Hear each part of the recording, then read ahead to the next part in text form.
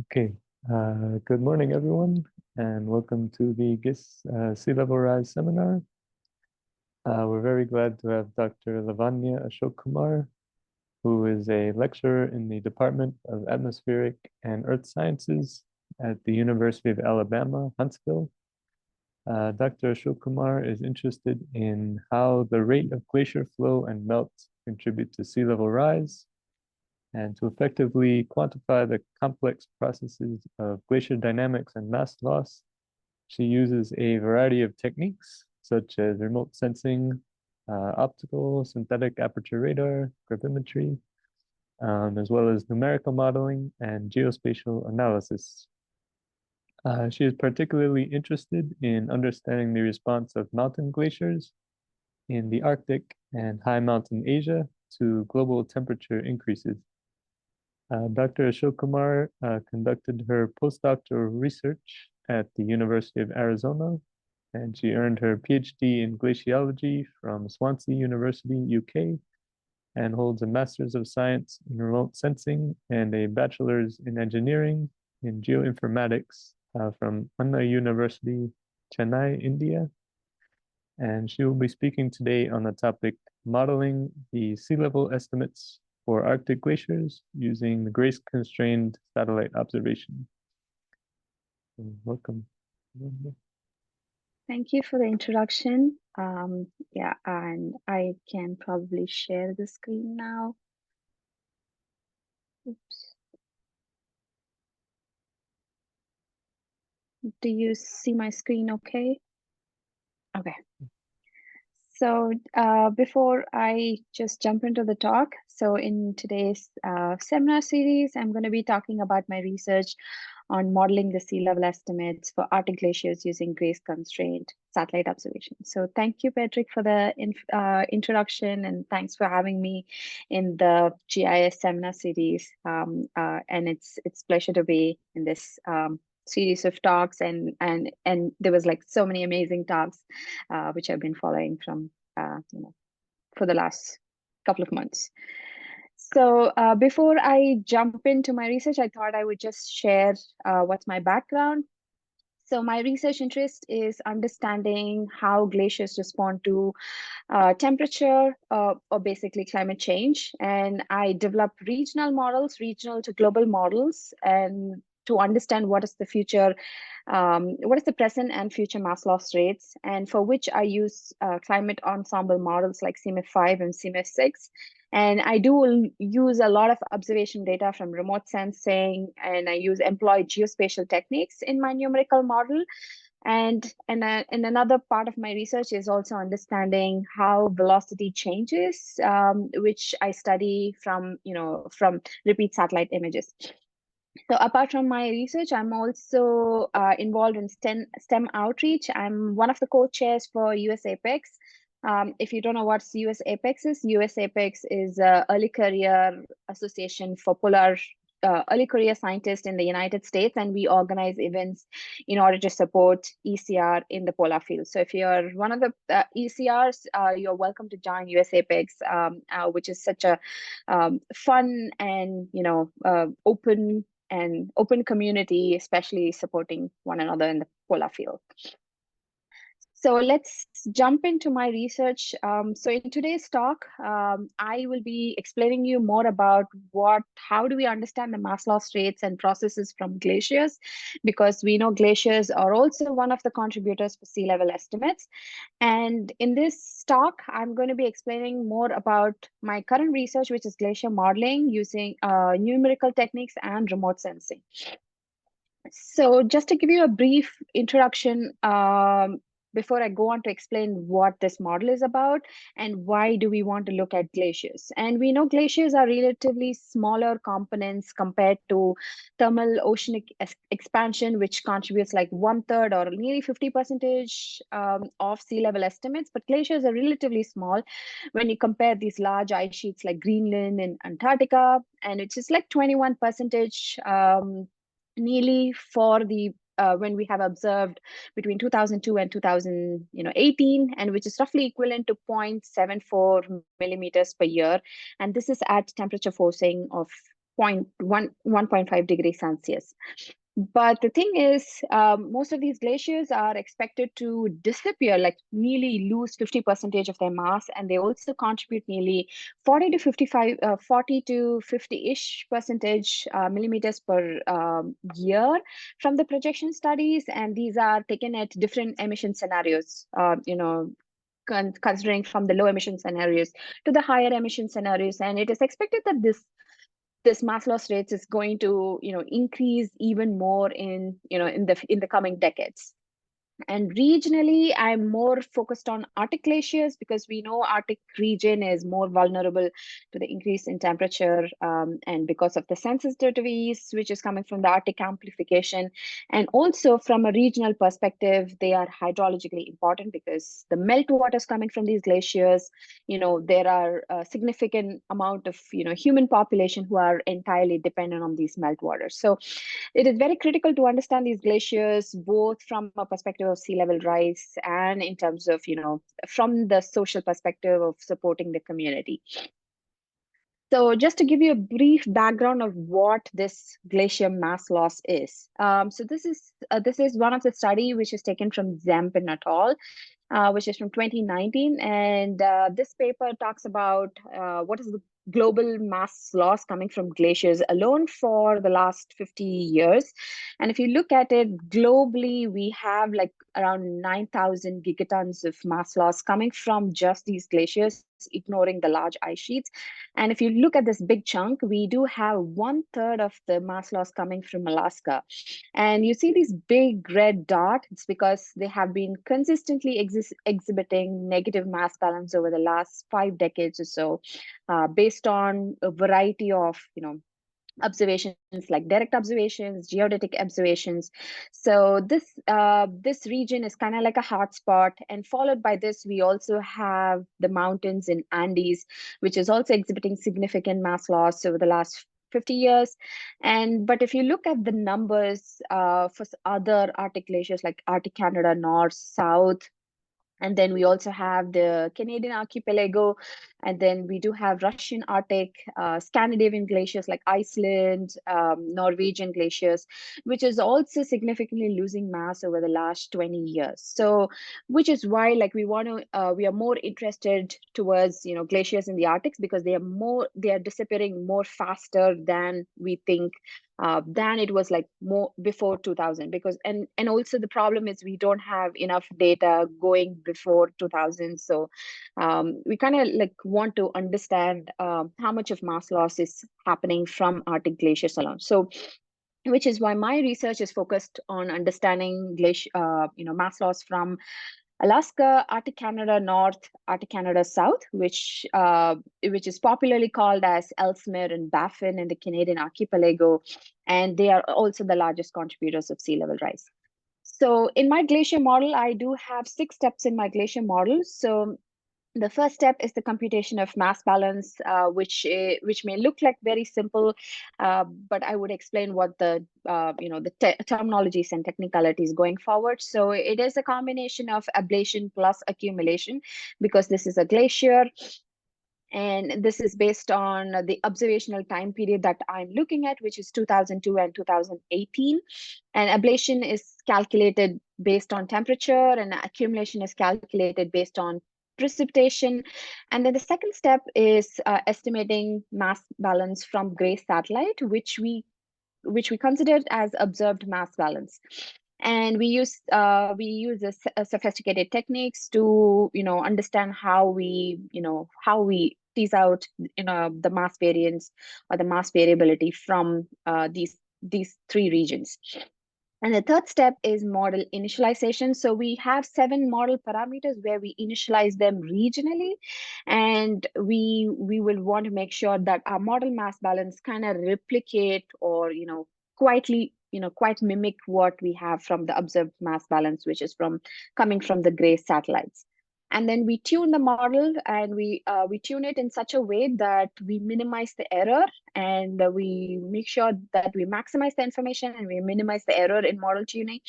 And then the fifth step is we do the future projections using CMIP5 climate data, where we estimate what's the mass loss, volume loss, area loss, and the sea level, ultimately the sea level estimates. And the sixth step is model validation. So every model should have a validation experiment where we run this experiments and we want to test it with with the existing data. And here we employ direct observations. We do have some of the direct observation for Arctic region. So we would test this model with the direct observation and find out if a model has performed well or not. So the first step is glacier model. Like I said, this is a simplistic model which is widely used in the glacier community, and which is a combination of ablation and accumulation. And here we are not concerned about other parameters like refreezing or the energy balance, because this is a regional model. So our main components of mass balance is ablation and accumulation. So we use the inputs from ERA5, which is a reanalysis gridded data product, which comes at a spatial resolution, I believe around in millimeters, like half a grid cell size or even 0.25 grid cell size, and which is very good for our model because that's how we kind of like match it with the spatial resolution of the gray satellites. So we calculate ablation. And I'm not going to be going too much in depth about the formula, but I would just to give you a brief overview of the formula that we use in my model. So ablation is calculated based on degree day factor, which is dependent on whether it is a snow or an ice. And usually a melt happens when you have temperature above 0 degrees Celsius. So which is when you multiply it with the degree day factor and you calculate ablation, which is in millimeter water equivalent. And then accumulation in the same way happens when you have temperature greater than the temperature of snow or ice. And that's when you multiply it with the with the precipitation factor to find what is accumulation. So before we use this temperature and precipitation, we calculate temperature and precipitation in a three-dimensional way. So the temperature, we have monthly observations of temperature, which is between 2002 to 2018, and we have around 163 monthly observation.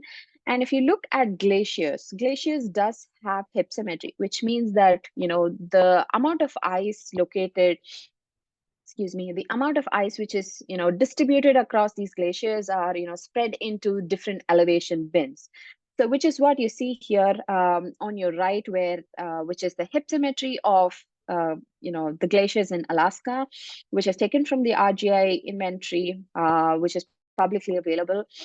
And you see that it is, you see that the majority of the ice is is distributed in between 1,000 to 2,000 meters of elevation. And then we also do it in terms of every glacier. So we find out, which grid cells contribute to which glaciers. So, you want to find out, we do have different grid cells spread across the region of Alaska. And you want to map each of these glaciers belongs to which grid cells, because each grid cells has different temperature variation. So we match it with the individual glaciers, but also distribute them across the z-axis, which is the elevation.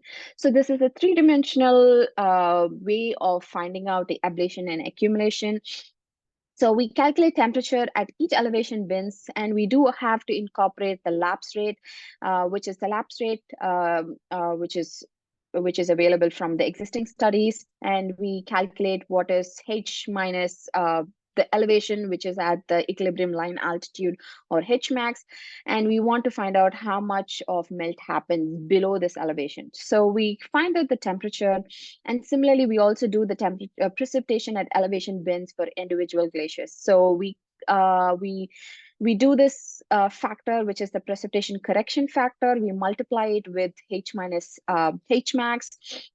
And then we multiply it with this factor, which is precipitation of ERA, and KP, which is your precipitation correction factor. So here we also have, here you can see the variability between different hypsometry, which is Arctic Canada South, which is given in yellow, and Arctic Canada North. And you can see that there is this, there is a significant difference in the way in which these glacier hypsometry differs. And that's going to play a key role in the computation of our temperature at elevation bins and precipitation at elevation bins. And since we are doing it on a regional scale, we are not going to be even though we are incorporating each and every glacier, which will take it as a H max, but we do average it at a certain point where we find out what is the temperature distribution for each of these grid cells for every single glacier for each of the elevation bins. So moving on, we do have the second step, which is Gray's mass balance. So we have computed the model mass balance based on temperature index method, and which is the model mass balance. So we need to have observed mass balance in order to, in order to make sure that our present day mass loss is inconsistent with what we have, what we are seeing in, in these regions. So we use Selepian functions to find that, and Selepian functions are a mathematical functions, which is a little bit complicated. But what you want to remember is it is an orthogonal functions, and which is used basically for maximizing the spatial and spectral information. So if you have a region which you have defined here, and this region is taken from the RGI inventory, which is publicly available, and we want to maximize this information. And when you maximize the signal information in here, and that is when you can get the mass variation. And once this mass variation, you get the potential energy, and then you convert this gravity potential energy into mass variation, and then into the mass loss once you apply all these corrections. So here you see on this figure is that when you have one function, you do have maximum information, which is the eigenvalue, which is around 90% of value is available from this region. But if you have two functions, you do see the spectral variation in terms of spatially. So you can see that there is significant negative values in the south of Alaska, and whereas you don't see similar variation, you see a contrastingly different variations in the north of Alaska. And remember that our eigenvalues are at 80%, so we are able to get like 80% of information from this region. And if I say my function R3, I'm able to get 3 different variations. But if I just go on to 4, that's when I don't see much of this information. You can see that this information kind of like leaks outside this region of interest, so which is like signal leakage, and we won't want to have much of signal leakage, especially when you're trying to do this inversion from the gravity to potential energy. So ultimately, I'm going to, for Alaska region, I would be I'm considering my function to be function as 2 functions, so that I get about 80% of energy, which is retained for my region. And similarly, I test it even for Gulf of Alaska South, and I see that I can see the significant pattern, because if you take Alaska, there is a spatial variability of mass loss that is occurring across this, even though it's just a small region. There are parts like where there is Columbia Glacier and Glacier Bay. That's where you have many tidewater glaciers, and that's where you have maximum mass loss occurring. So we want to take this 2 function and we maximize this energy, and then we apply basis function, and we recover this mass loss signal after applying the terrestrial water storage and glacial isostatic adjustments, which kind of like accounts for the signal leakages and the influences due to tidewater glaciers and other perturbations. And once we've done that, we also do it for other regions, which is Baffin and Ellesmere. And the reason why I'm showing Greenland here is that if you take Gray satellite, we always have like Greenland is a huge ice sheet, and you always have these influences of signal leakages coming from Greenland into Baffin and Ellesmere as well. So in order to do that, we do this region We do a buffer around this region and make sure that the signal from the Greenland is not impacting Baffin or Ellesmere, which is Arctic Canada North and South. So we do this in a series of experiments, and then we maximize the energy for a specific region, and we get the mass loss signal. And we do this for 2002 to 2008, 16. So the dates are not updated. And then moving on, the third step is model parameters. So we have done the glacier. We have the model mass balance, which is inherited from studies like Hawk and Braddock, where they've used temperature index method to find what is the ablation and accumulation rate. And like I said, we are going to eliminate the effects of frontal ablation because it is already because the GRACE satellite was able to account for tidewater influence of tidewater glaciers and the other isostatic adjustments. So we kind of like neglect these smaller components, which kind of matters when you take it at a local scale, but because we are doing it on a regional scale, we kind of like eliminates the effect of frontal ablation refreezing and other energy balance components in the mass balance. So we end up having these three key model parameters, which is degree day factor, precipitation factor, and threshold temperature, which we are going to take as the main tuning parameters to tune our model. And if you take lapse rate and elevation, they're going to remain the same for a particular region. Say Alaska is going to have I'm going to have a constant lapse rate. I'm going to have a constant elevation, or the constant height, the height difference between the glacier and the ERA grid cells. So those are all the constant ones. But whereas the ones which are like degree day factor, precipitation factor, and threshold temperature, I'm going to vary this and use it in my model tuning in such a way that I can closely replicate the observed mass balance from GRACE. And then once this is done, I kind of like minimize the variance and also maximize the correlation where I do this, and I repeat this experiment, which I will talk in a second, in model tuning.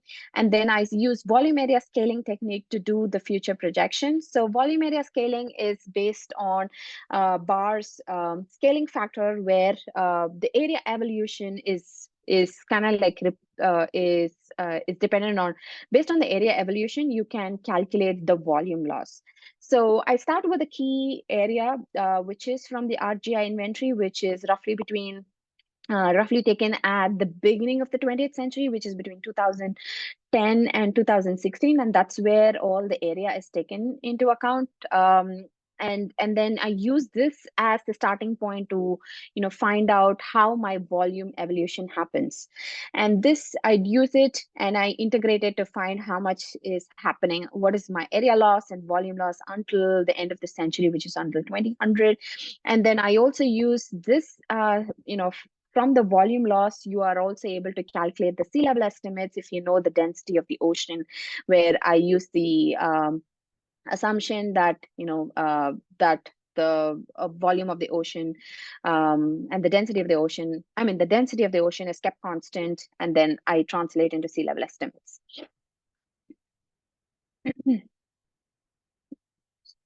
Okay. So here I have the GRACE mass loss, which is from Alaska, the Baffin, and Ellesmere, which is Arctic Canada South and Arctic Canada North. And you can see here for Alaska, you can see that the seasonality is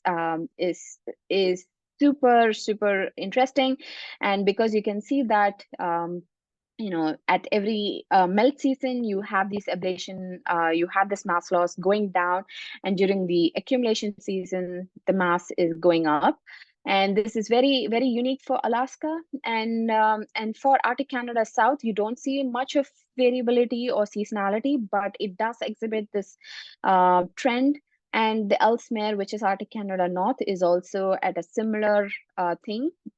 Where it does show a little bit of variability, and it kind of like the mass loss doesn't change a lot during 2012 to 2014. And the GRACE observation is also inconsistent with several other geodetic observations, so which is why we prefer to use grays because we want to bring in the seasonal component into our model and to make sure that we incorporate the seasonality, because seasonality is something very unique to this model, and we want to bring that into our model, and which is why also another reason why we prefer using grays in our model. And you can see the amount of the mass loss which is coming for Alaska, Arctic Canada South and North as well. And here is a closer image of how the model mass balance. I was trying to animate this plot, but I couldn't. But so I end up having this plot here for you. So you see the blue line, which is the grace mass balance. And I do have the model mass balance, which is given in red. And you can see that how much our model is able to mimic the variability, which is coming from the grace satellites. And we were able to get a very good correlation value, about 94%, 0.94 with a minimum RMSE for Alaska. And this is for Arctic Canada North. And you can see here, our model was able to replicate the seasonality for Arctic Canada North up to, say 2012. And there are certain places where we were not able to exactly match the seasonality, but that's okay. We still end up having 90 to 93% of correlation with minimum RMSE. And this is for Arctic Canada South, where we do have model observations, which are matching the seasonality until 2015. But from 2015 to 2017, our model was not able to quite replicate the seasonality from coming from gray satellites. So moving on, our fourth step is model tuning. Like I said, we had to run this experiment several number of times, like hundreds of times, where each of this iteration took several hours. So the way we do this model tuning is we did have 3 parameters where we consider it as the main parameters or tuning parameters, which is degree day factor, precipitation factor, and threshold temperature. So when I run the degree day factor with the precipitation, so I start with a starting value, and then I run this iteration with different values of degree day factors, starting from 1 until 4.5, because that's the range in which, sorry, my battery was going down, because that's the range in which our degree day factor kind of value or ranges in Alaska or Gulf of Alaska North, or Baffin. Also, start with precipitation factor. I usually start with a larger value, and then I kind of like narrow it down.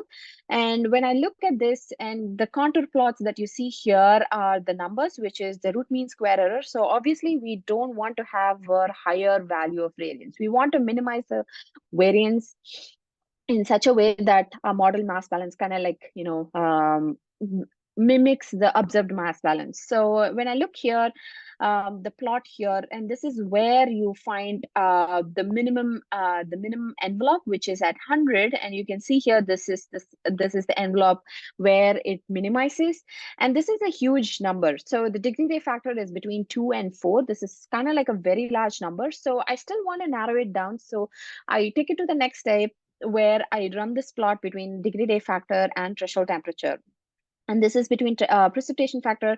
And here I'm able to narrow it down, and I can see that my contour plot kind of like, minimizes at this particular envelope, where my variance is a little bit minimum, and which is between 2.5 to 2.2 to 2.4. And I was also able to see that value from the 2-dimensional XY plot, where my degree day factor kind of like minimizes. And this was inconsistent with the values which was given for other global models, local to global models as well. And then and now my second step is like, I have done the minimization for degree day factor. I found out the value for degree day factor, and I want to find out what is the value for precipitation factor and threshold temperature. So here I'm not able to find the minimized value for threshold temperature, but when I run precipitation factor with threshold temperature, I'm able to find this envelope where my RMSE, root mean square error, is at 150, and I can see that it is between 0.4 and 0.6, and this is actually supposed to be the threshold temperature. So I'm going to write it out. This is threshold temperature, where I do find the minimum happening at 0.5. And in the same way, I was also able to find out that my threshold temperature kind of like minimized at between -1 and -3. Here I did have 1. So there were like values, like I did have multiple values, but I had to make sure that I had to rerun these plots with these numbers to make sure that my correlation was maximum. And this is just taking root mean square error, but I want to minimize the root mean square error, but at the same time also maximize the correlation. So and I want to make sure that my correlation is at least 90%. So this is for Alaska, where I had to run 100 runs for each of these different parameters. So 100 for degree factor versus threshold, and then precipitation factor with threshold temperature. And I was also able to run it for other 2 regions as well, which I like the plots for Arctic Canada South, which is Baffin, which I thought I would show you. And here I had a very interesting pattern. So I can see here that the degree factor kind of like converged so beautifully, where the root mean square error is 40, which is significantly low and very good. And at the same time, I was also maximized my correlation. So this was between 3.7 to 3.9. And I also had a minimum here, but considering that I was also able to do that for threshold temperature where it was 50, so I kind of like stuck with this particular figure rather than expanding more on the threshold temperature. And I was also able to verify it with a 2-dimensional XY plot where degree day factor and threshold temperature, and then degree day factor with precipitation factor, I did have minimum at this particular value. And whereas here, some graphs were not so unique. And here, it was not so unique here, threshold temperature, and whereas precipitation factor, it kind of didn't give much of information. So I had to do either XY plots or contour plots to find out where this minimum actually happened. So here this table is not quite updated, but you can see that I did have a very unique value for threshold temperature, degree day factor, and precipitation correction factor, which is very unique for each of these regions, which is Alaska, Arctic Canada, North and South. And whereas I kept the precipitation lapse rate, the precipitation gradient to be constant for all other regions, except that you do have a variability with the lapse rate because the elevation or the hypsometry is different for these regions. So here is the completed model mass balance and observed mass balance after after doing all the model tuning. And here you can see that our GRACE observed mass balance is -36 gigatons, and my model observation was -36 gigatons. And I'm just trying to show this graphs on the side just to show you how much our seasonality kind of like worked, and it worked really well for Alaska. Followed by Ellesmere, and then I would say Arctic Canada South, because Arctic Canada South didn't have that much of variability going on, but we're still able to get the modeled mass balance to be matching GRACE observation. So here is another performance plot, which tells you with the 163 samples of observation that we had for each of these regions, we were able to get around 94 to 95%, but we can see that we had very good consistent values for Alaska, but we did see a little bit of offset for Baffin and Ellesmere, as you can see on this plot.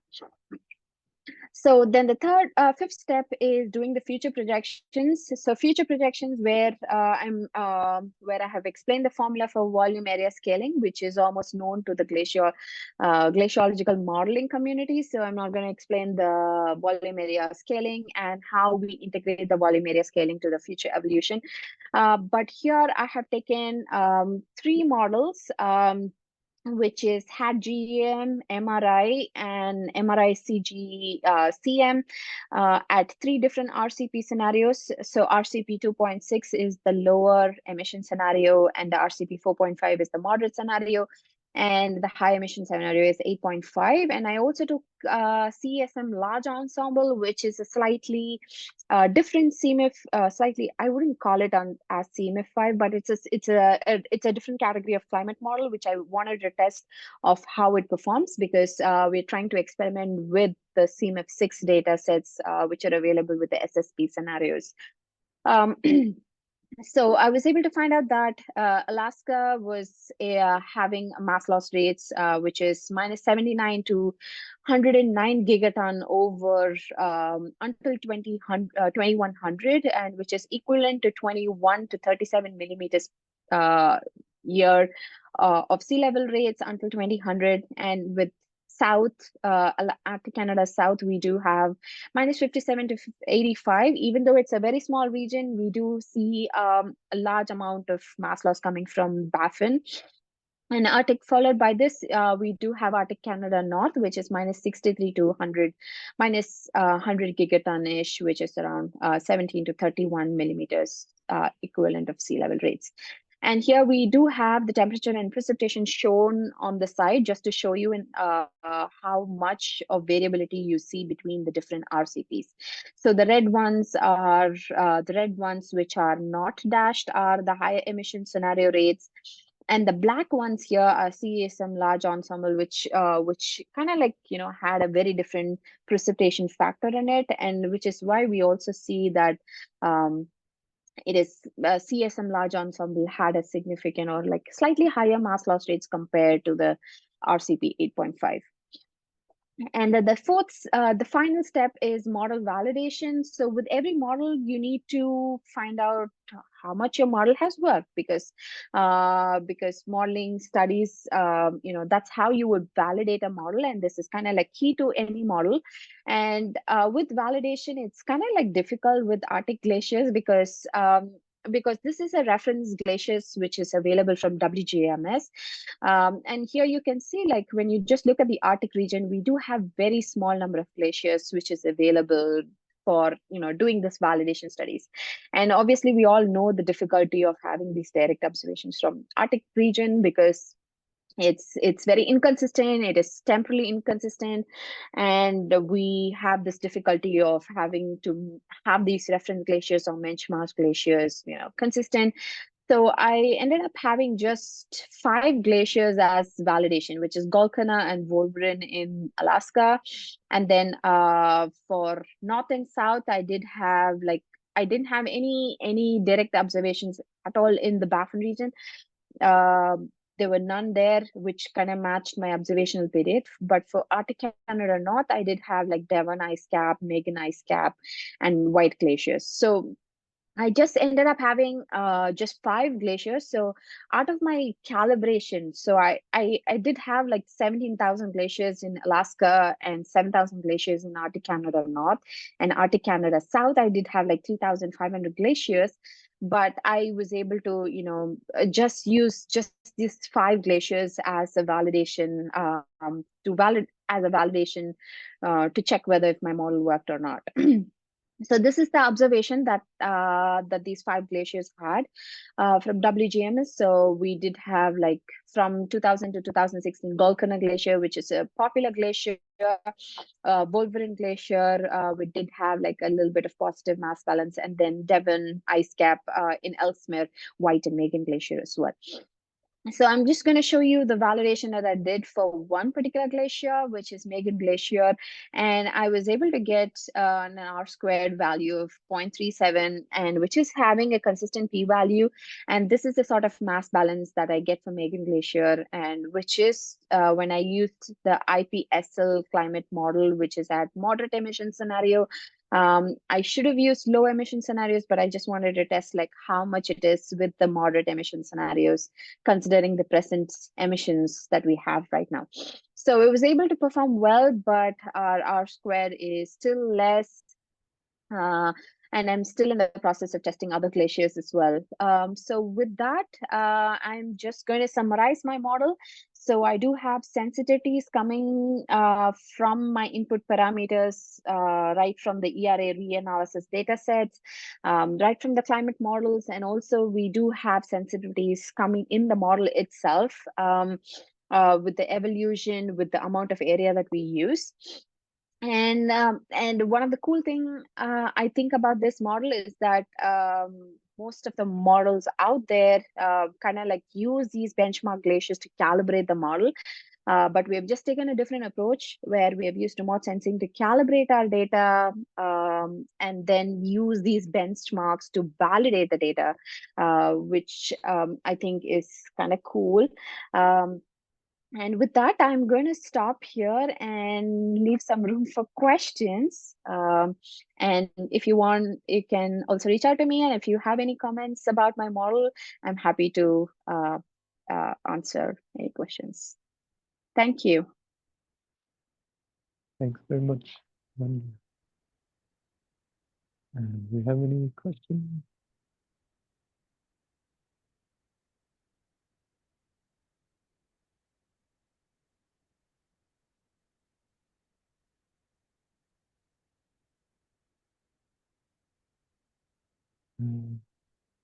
Anybody? So I was wondering about the glacier dynamics part. Does the model include any flow of glaciers or change in area? No, unfortunately, no, because the glacier, this is kind of like a very nice way to include glacier dynamics into the model. But since this is a regional model, we have used this approximation of volume area scaling. But if I were to like find out what's happening with a particular glacier, then I would probably include glacier dynamics and height changes into account when I'm just looking at a local scale, or maybe like at a smaller scale. So yes, dynamics is important, but with the scale that I'm doing, it's just very difficult because dynamics is like having to include too much information. Can I follow up on that? Yes, please. Maybe I missed this, but how do you have an estimate of like how important the dynamic losses are in this region? Well, I suppose Grace would capture that, the net Yes. effect. Yes. So, yeah. But Yeah, relative to surface mass balance losses. Yeah, thank you for your question. Yes, like you mentioned, Grace is able to capture the variability, which is why we are including the seasonality. So, and with the seasonality, we also include the mass loss and mass gains into our account. So, which means like dynamics is inherently included in the model, even though it is not explicitly included. See. Yeah. But so you don't know like how much of how big is the the dynamic mass losses relative to surface mass balance losses? No, no, I don't think it matters a lot for glaciers because the glacier mass loss is kind of like different from the mass loss from ice sheets. I know like lots of ice sheets where you have to include dynamics into the model to make a very good predictions, but for Grace, it is a very smaller component. Which I'm trying to recollect from many other, the Glacier MIP community has done so far, which is why we haven't included dynamics, but we can still think about and quantify this, for which like I have to just find out like what the Glacier MIP2 community has done. But I believe that this is a very small contribution when compared to the ice sheets. All right. Thank you. Also, like in the beginning, you said you limited your study region or study time to like 2002 to 2018. Was there a reason for that, or is it just like, kind of what you would expand it to like present day with more resources, or was there a reason for stopping at 2018? Like, Yeah, that's a good question. Yes. I initially started this model. This is kind of like an extension for my postdoctoral research. I started with Grace satellite, and the Grace satellite stopped working at the middle oh of yes. 2017. So, which is why I had to restrict, and the Grace F4 didn't come out yet when Yeah. I was like finishing up the model. And now the Grace FO has come, and there are papers where like people merge Grace and Grace FO to have this consistent time series until 2022 or 2023, which I haven't done yet. But this is something like this is like a work in progress. So if I had to That makes expand, sense. Thank you. yeah, Thank you. thank you.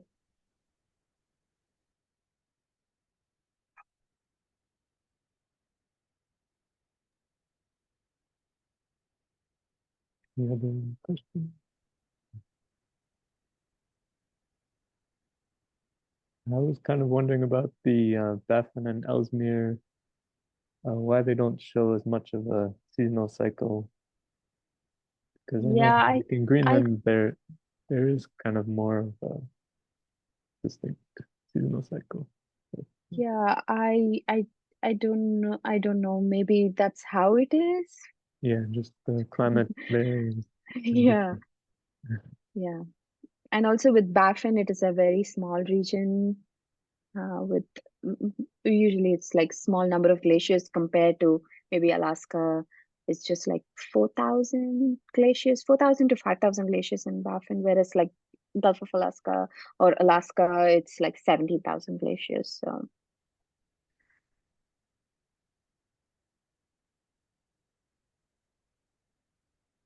Any other questions?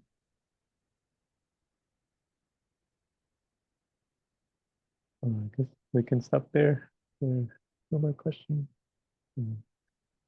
Thanks again, Lavanya. yeah, thank you.